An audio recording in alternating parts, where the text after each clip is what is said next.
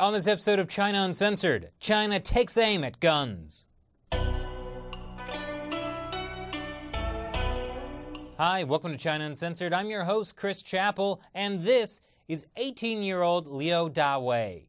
He will be spending the rest of his life in a Chinese prison. Why?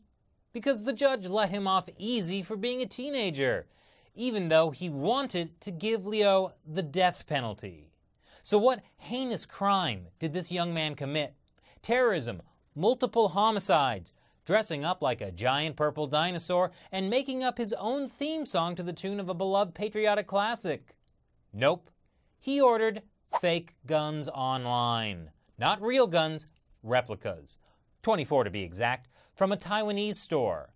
But that shipment never arrived because it was intercepted by authorities. According to state-run People's Daily, police identified 20 out of the 24 replica guns as real guns.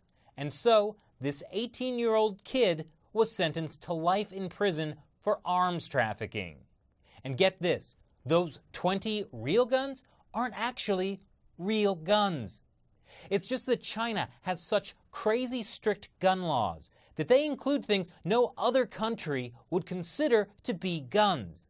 That was actually the defense Liu's lawyer used in court. According to China's gun laws, anything with a barrel that can shoot an object with a force of 1.8 joules per centimeter squared is a gun. That's less than 1/10 of what is classified as a gun in that bastion of anarchy, Taiwan. Liu's lawyer argued that's pretty much the same amount of force he could produce throwing a handful of beans. After which he was promptly arrested for having handguns. Please clap. Okay, that last part was a joke, but it is true that in China, an object that could shoot a projectile with as much force as throwing a handful of beans is considered in the same league as a magnum. But being this is a 44 Magnum, the most powerful handgun in the world, and will blow your head clean off, you could ask yourself the question, do I feel lucky?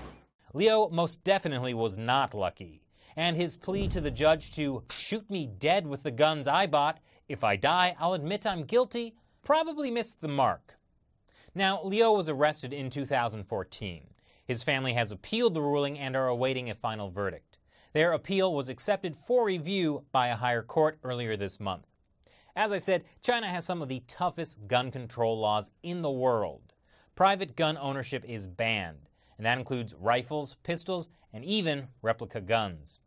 Simply possessing a single gun can get you a 3-year prison sentence. An actual gun crime typically means execution. Of course, rule of law is a mercurial thing in China.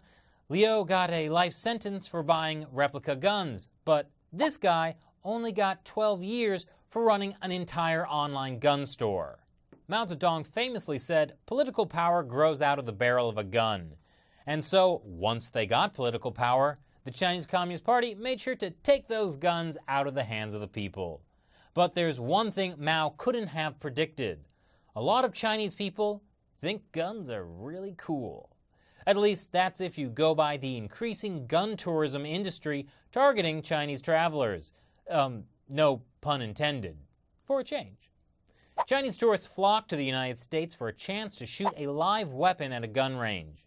Although, according to the state-run China Daily, some people have complained that Chinese tourists at gun clubs have not been careful, taking pictures and pointing the guns at other people.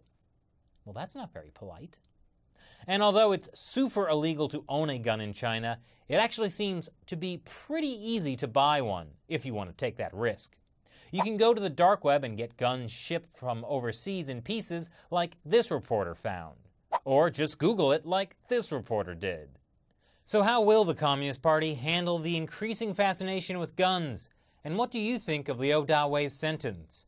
I know they smuggle bear paws into China as medicine, but should they have the right to bear arms?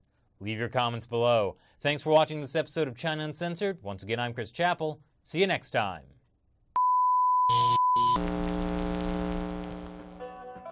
Could Xi Jinping's big campaign wreck China's economy? Welcome to the Danger Zone.